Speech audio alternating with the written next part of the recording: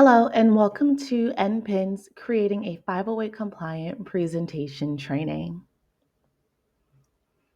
In today's training, we'll cover what is 508 compliance. We'll also talk about some things to consider for 508 compliance. And then we'll walk through conducting a 508 review in PowerPoint. So, what is 508 compliance? 508 compliance refers to the legal requirement that federal agencies in the United States must ensure that their electronic and information technology is accessible to people with disabilities. The purpose of 508 compliance is to ensure that individuals with disabilities have equal access to information and communication technology, such as websites, software, and electronic documents, as those without disabilities. So now let's talk more about creating a 508 compliant PowerPoint. We'll begin with text. When choosing text, you want to use a legible font. You want to make sure that the font size is no smaller than 12-point font. You want to ensure that there's enough color contrast between the background and the text, which means that you want to make sure that the text isn't blending into the background and that it is very easy to read. This is for individuals who may have visual impairments. You also want to use proper headings, subheadings, and formatting to structure text. So as creating your PowerPoint, there's usually spots for the title and for following different headings and layers. You want to make sure that you're following those to make it easier for the screen reader to follow along for individuals who may be using one. So here's a few examples of some 508 compliant fonts. We have Verdana, Arial, Tahoma, Helvetica, and Calibri. For all images, you want to make sure you provide alternative text descriptions. In this alternative text, you want to make sure that you include meaningful information to understand what the image conveys. Alternative text is just another way to describe what is in the image. You also want to ensure that all images have proper color contrast. So once again, making sure that anything that is in the forefront of the image does not blend into the background. You also want to avoid images that may blink or flash. And you want to avoid adding any screenshots of other images, tables, or text. If you're looking to add any images, just use the direct image. For any tables, we'll walk through how to create a 508 compliant table. And for text, you want to just input it straight into the PowerPoint itself. Now, if you do happen to include a screenshot in your PowerPoint, you do want to make sure you provide a detailed description of whatever the screenshot is.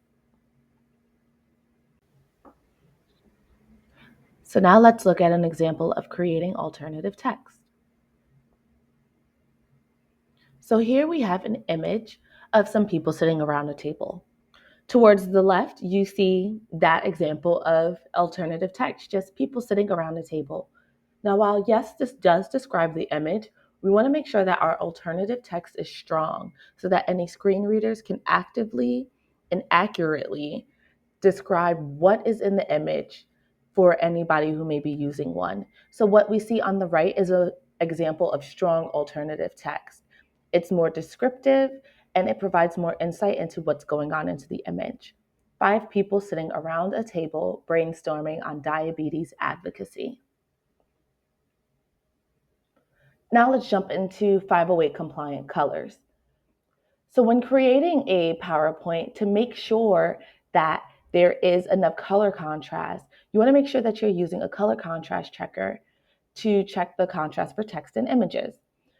Below, you'll see the link to a few different color contrast checkers. On the right is an image of a color contrast checker. So what you'll do is input the color of your text and at what font you have it. So remember, we're not going below 12, and at what weight you have it as well. Then you want to put in the background color. Let's talk a little bit about hyperlinks. You want to make sure that you're using descriptive text about a link's location. You don't want to just input a link and not say where it leads to. You also want to provide a bit of context about the linked context so that people know what they are looking for when they click on the link. Also, you want to make sure that hyperlinks are underlined. Now, if you also have text that is all underlined on your PowerPoint, you may want to find a different way to make the hyperlink stand out against your other text. Now, don't just rely on color for that. Just in case individuals who may not be able to tell the difference between color, they might not be able to see that that is a hyperlink. So make sure you choose something with the font weight, maybe italicize it, some other type of visual cue. And also, you want to ensure that the hyperlinks are detected by accessibility tools. 508 compliant audio and video. So you want to make sure that you provide captions and or transcripts for any audio and video. You want to make sure that closed captions can be turned on and off. Do not use autoplay. You want to make sure that the video can start whenever an individual would like to start it so that the screen reader can pause. And also for video content, you want to make sure that you have an audio description of any of the visual elements. So for example, if you have a video of a person walking through a meadow, you want to make sure that you provide audio describing that as well. And now let's dive into tables. You want to make sure that you're using proper table structures. So making sure that all your rows and columns are aligned. You want to use table headers in order to help guide the information and provide some insight for screen readers. Also, keep the formatting simple. Try to reduce merged cells as it makes it more complicated for screen readers to read the PowerPoint. You want to provide alternative text as well for the tables. So something that describes what the table is describing and also to highlight any of the information that is in there. And then you want to provide descriptive table captions. Once again, just making sure that you have another way to provide information about what the table is describing. And slide designs. You want to make sure that there's proper color contrast in the slides as well. You want to make sure that you're using unique headers and titles for each slide. So even if a slide might have similar names as we've seen through this PowerPoint, you can add something that distinguishes one from the other. You also want to ensure proper reading order on your slides. We're going to go through how to edit reading order when we walk through editing a PowerPoint slide in a few. You want to make sure that you use a consistent layout and organization, making sure that all of your slides look extremely similar. And then you want to test accessibility using PowerPoint tools. So now let's go into checking accessibility in PowerPoint.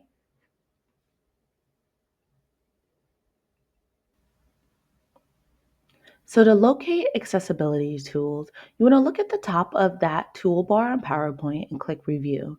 You're going to select Check Accessibility and then check Accessibility again. Next, that's going to open the PowerPoint Accessibility window. Now on the right, where the arrow is pointing, you can see that it shows the different accessibility errors that can pop up in a PowerPoint. So let's walk through each of those. The first is missing an object description.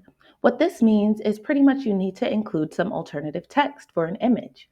So you'll click on the error, and then you want to go back to the accessibility tab and click on alternative text. You'll click on the image and then you'll include that alternative text there. Now, remember, when it comes to alternative text, you want to make it as descriptive as possible. Now, if something is like a line or a square or a circle, you can always mark it as decorative so that it won't come up and there won't be any alternative text needed for it. Next, we have fixing a missing slide title. So to get to that, you want to look at the bottom toolbar of PowerPoint. And right next to the comments button, there's going to be a little book. You're going to click on that and you'll see all the slide titles. There, you want to make sure that you input a title for every slide. Once again, remember, if there are any repeating titles, make sure to put something to differentiate the titles from each other. So next we have check reading order. For that, we'll use a selection pane tool. So we'll navigate to the slide that has the error, and then we're going to put everything in order that we would like it to be read by a screen reader. So what we would like to be read first will be at the bottom. So you always want to make sure that title is that last thing on the list, and what we want read last will be at the top.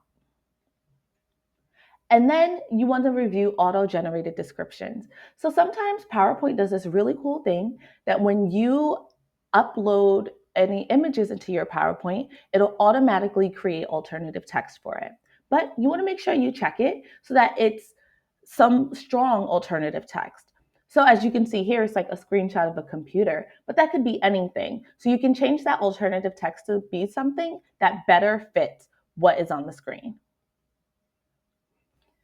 So now let's review a few key takeaways before we go through actively editing a PowerPoint together. You want to ensure proper font size and color when creating the PowerPoint, and you want to make sure you use a color contrast checker to ensure the appropriate colors. Also, you want to provide alternative descriptions for all visual elements, whether that's an image or a video or a table. Then you want to create tables directly in PowerPoint instead of adding any screenshots. And make sure you utilize PowerPoint tools to ensure accessibility. Now, let's go through a live walkthrough of making a PowerPoint 508 compliant. Okay, so we're going to conduct a 508 compliance review using this old deck from NPIN. So to begin, you want to open up your deck, and then you want to click on this review button in its top tab. After that, you want to click on Check Accessibility. So once you get that, you will see all the inspection results for all of the different things that should be checked for 508 compliance. So let's start with the errors. So we have missing object description, which pretty much means we need to add alternative text. So we are going to click on the slide and click on it. And that is what's going to open up the slide with the error. So now this is what it's mentioning. Yep. So then we're going to click on that and select alternative text. So now we can input the alt text. Now remember I mentioned that if it's something like a line or an icon, you can mark it as decorative. And then we see how that solves it. So we're going to do that for everything that comes up that's decorative. Now we're going to just jump into this picture. So we have a table as a screenshot up here. So for the alternative text, we would put something descriptive about this table. So looking at it, it looks to be a timeline chart for the different events that will be offered and that's outlined. So what we'll do is type that into the detailed description.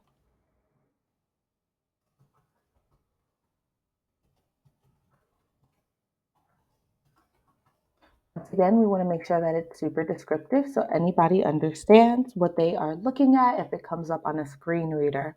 So it looks like it's going from August Q3 to January Q1. So I'll put that here too.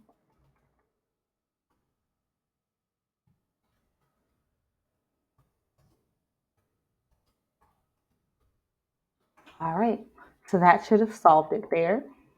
So that's just one example of putting alternative text. So now let's move over to the missing slide titles. So for this, we're going to click on the slide and that will open up the slide title deck. So once again, I mentioned if you look at this lower right-hand corner of PowerPoint, next to the comments button is this button that looks like a book. That will also help you to open up the side panel for slide titles. So then you're just going to make sure you fill in the title for all the slides that do not have one. Remember, even if there's a slide that has similar answers, and sometimes this might happen, and this is why it's really important when you're creating the slides to use the format that's already there. This is like a text box that's been added, but you want to make sure that you use the title that comes up in the template when you're getting started, because that helps you to avoid this missing slide title. And then check reading order. So this is another one that's really interesting when it comes to correcting. So you're going to click on the name of the slide. And now to edit reading order, you're going to use selection pane. So now we see that it has all of these different things in a row here. So remember, we want the screen reader to read from what's at the top to down to what's at the bottom. So in order to put it in order that we want the screen reader to read it in, we want it to go from anything that you want read first, you're going to put at the bottom of this list. So the title will come to the bottom of this list to be read first, then the connector. So the slide number placeholder, we can put that up here because we don't need that read until the end. Then we have the content, and it goes through all the content. So we want to make sure all of that is in order and that the graphic that comes before whatever that content is all in order. And that is an outline on how to check accessibility in PowerPoint with a slide that's already been created. So if you have any questions, please feel free to reach out to NPIN for more support.